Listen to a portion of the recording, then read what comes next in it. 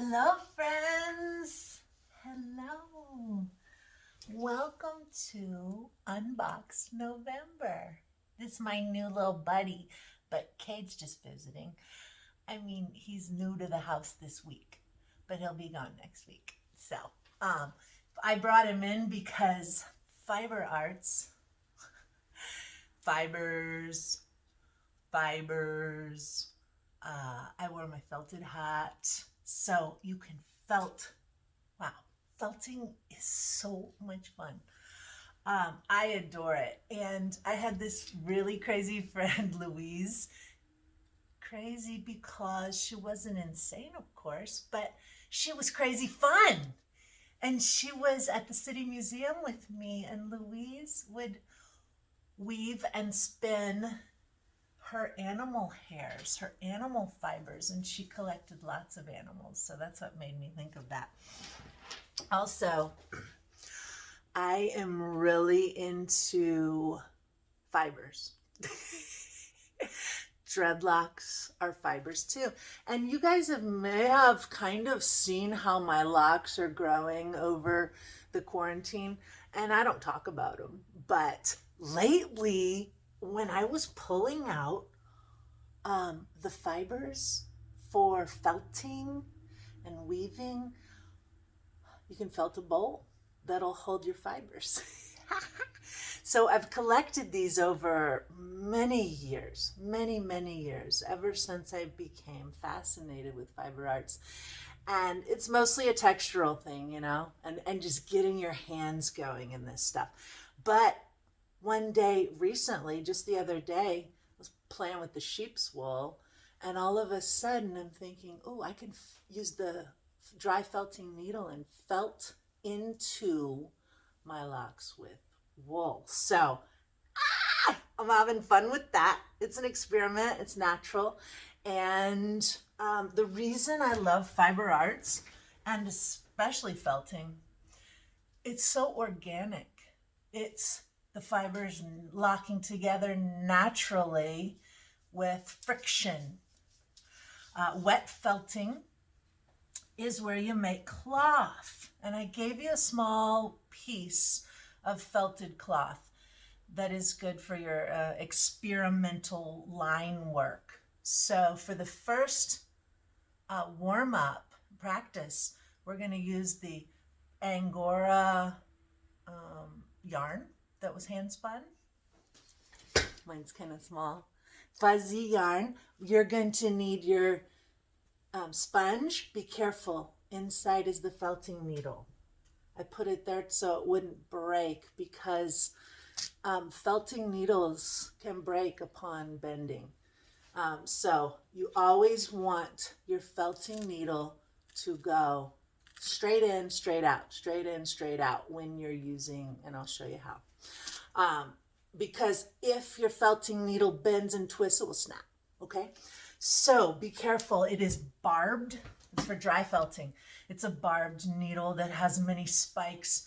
We've all put it into our finger before. All weavers, felters have put this into their finger many times. So it doesn't bother me. You have to really focus, really focus. Now I'll show you how. But if it bothers you that your finger might get pricked, these wonderful little plastic doodahs can go on your fingers. Some of my friends love them. There are many fun felting tools. This one has 3 needles in it, and it's made for larger pieces, soft sculpture. So you can build and work. And I don't use these, but they're just in my way. But some people do. Some of my students have really needed that, and they wanted that.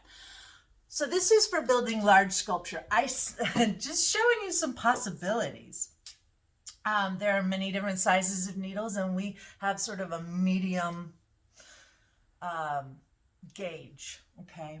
So in order to begin, I'm going to start with the practice piece, and we're just going to do some lines. I was mentioning earlier that the felted cloth is done with a wet felting technique, we're using a dry felting technique called needle felting. And I love it. The barbs are going to get through the fibers and scramble them all up and lock them in place, lock them together. So with needle felting, this will just get you, this exercise, the warm-up will get you into the feel of using the needle. So at first, it's just very stabby and jabby, but you're focusing that into the spot of connection. So for now, how do I want to design my, I'm using a larger one so you guys can see better. How do I want to design this? Well, what am I going to put on there? Maybe my initial, maybe a heart, a circle. I like hearts. Okay. Whoop. So, stuck into the fibers. Imagine that. I'm going to use my elbow like a fulcrum. Okay. And that way, it's grounded. My arm is grounded. I even try to lay my arm down on the table and focus the beginning. And that way, I can let the needle bounce straight up and down gently using my hand as I am watching that point. Using my elbow and arm and wrist as a fulcrum. So now I'm built, that has attached. I've got that part on, and now I'm just going to continue to connect this piece of yarn into the felted fabric. It's like, it could be, what could you use this for? Oh, patches, you could do symbols, designs, abstract art. Anyway, you can also use roving. You can use any natural fibers to felt, any natural fibers. So if you have your wool roving handy, which is what you want to use, we're going to get started with this in just a minute, and we're going to do our fall harvest felting. Or you might want to work it into one of my felting classes at the Art League. We did beads, and that's why I mentioned on your sheet that beads are fun. I want to put these on so bad. So these are felted beads, other treasures, feathers, and I made this one for my mama. And so I'm going to put it on right now. Okay, so you might want to make your roving, wool roving has been cleaned, brushed, dyed. You might want to make that into beads. Okay, so it's all up to you, or into the harvest fruits. I'm going to do one with this today, and so you can see how to create a little mini soft sculpture. It might be in the fruit bowl, in the cornucopia. You know, we are going to build a bowl of plenty if you'd like to join me for that, out of wood. So I figured maybe these could be used if you'd like. I'm really into using art rather than it just sitting around. But at a table of gratitude, a place where you can be thankful with your family. And so the little bowl of fruits might be fun. Maybe you'll turn yours into a necklace. I don't know. It's Wildy's world. Get unboxed. Okay? All right. So moving on, because this is just a practice piece. All right? Any of the natural fibers will go in wonderfully. One thing that's important to know about felting and wool is that because they're tightening, combining, and interlocking the fibers, they're going to become very shrunken. Everything you start is going to shrink down. So I'm going to guesstimate that this ball of fiber wool is going to shrink down once I have felted it into a sphere, into about this size. Okay? Let me show you how. First of all, you want to use whichever kind of wool roving you've got, and really separate it. Get it open. Open these fibers up. Okay? And you can even crisscross them, and then you're starting to ball them. If I want a sphere, I'm going to start with some kind of a balled form. At first, dry felting with the needle seems very random and wonky at first. Here's what I mean. Okay, and then it tightens up and it starts to become the form, and then you're creating the form you want. So everything is made of forms. I'm just going to do a little drawing.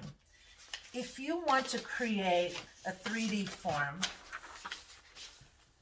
everything around us is made of forms, which are made of shapes. Sorry, I'm going to grab a pencil. Excuse me. Oh, this pencil has a flag on it. Okay. So let's say I was going to put together, I wanted to do a pear, right? Well, because a pear has a spherical, so remember, forms are made of shapes. This pencil is not going to be dark enough, okay?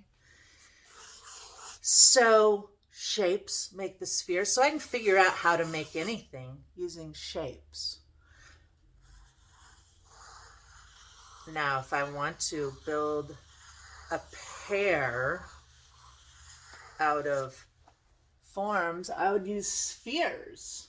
So this is a very general roughing in guide to blocking in and creating anything or drawing anything with shapes, forms, 3D forms.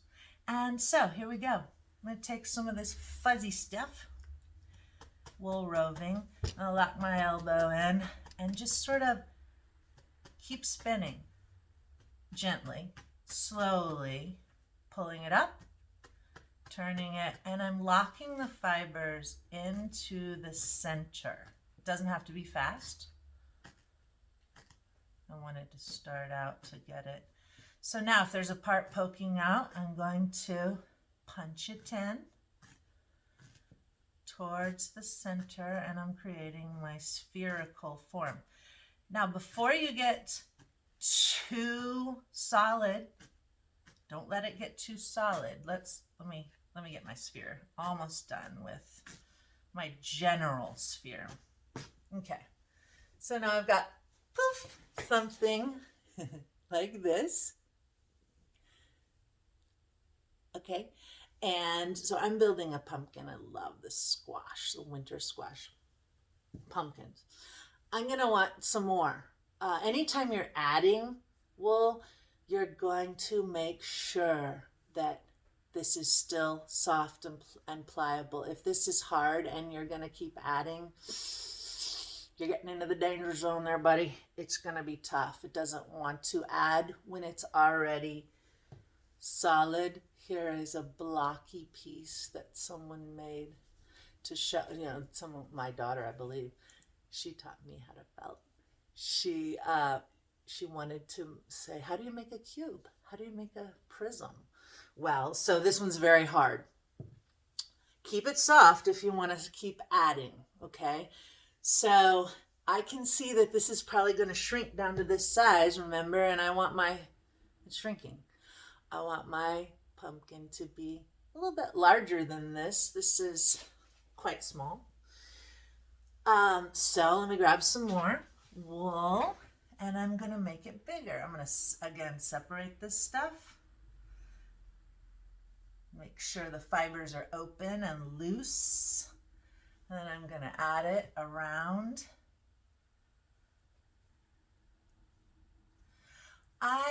In your unbox, I basically put enough fiber to build, well, I gave you what I had, but to build a small fruit, vegetable, out of each color, okay? So, and then with adding the little bits, details, little leaf, whatever. So just use, hopefully you have enough to do. And when I say a small piece, I'm kind of thinking something, here's B Love's first felted object, a kitty in a basket. So you can see in my hand. So something about this size is sort of what I'm going for. Sorry, kitty. Okay. Now we have flying cats. Oh my gosh. Look at this flying. This flying cat is really fun. All right. Anyway, I'm having way too much fun now, guys. I'm so glad you're here with me, though. In there. Out there. Let me focus on my felted form. It's good to watch these videos first because I jump around and give you a lot of information. And so if you can absorb some of it, then when you join me with your materials, or you can get your materials and jump right in, start doing and making, see what happens, experiment, play, take that journey. And then refer back to the video as you need. Okay? To get the details, because I'm going to give you a lot of tips and tricks on how to get this going. You noticed I slowed down.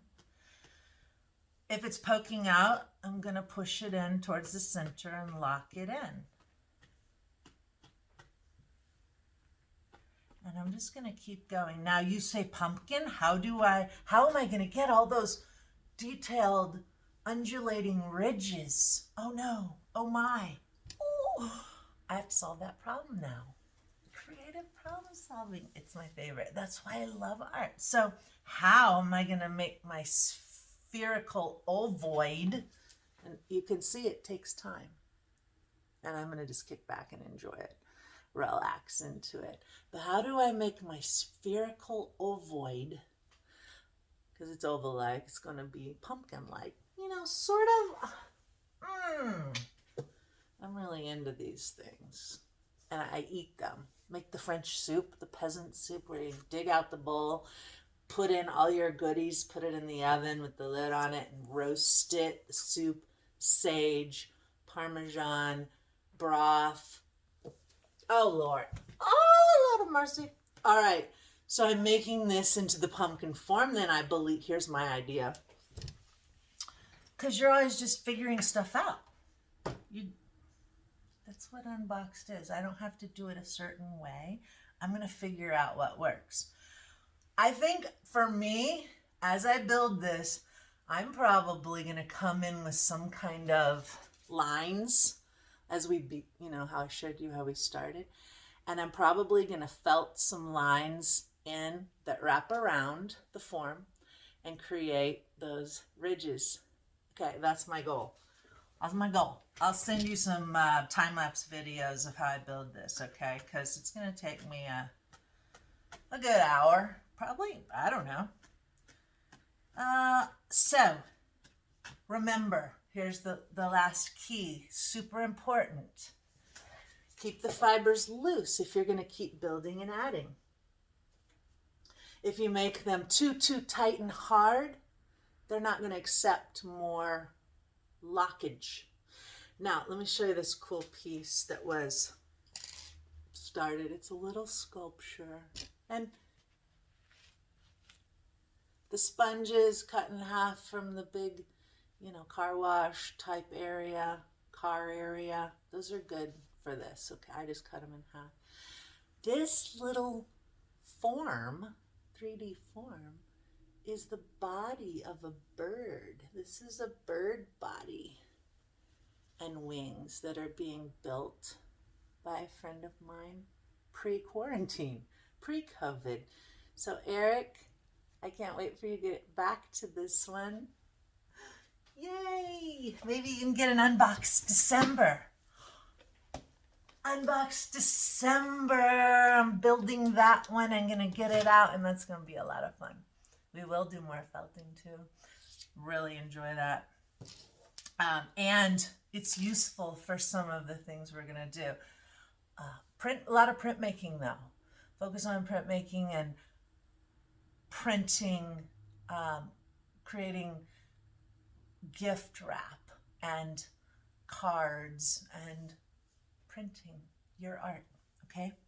All right, I'm going to keep felting. I'm going to keep my eye on the ball. And remember, needle goes straight in and out. Be careful with that puppy. Keep these fingers way away. I keep these over here and this over here, and never the twain shall meet. What else do you need to know? Oh, real quick. Felted pillow made by Bee Love. You know, just a cool image of the fall that you might get into. Felting. You might really get into felting. I love it. I will see you next time. Thank you so much for joining me at Wildy's World. Art Unboxed. Have a ball.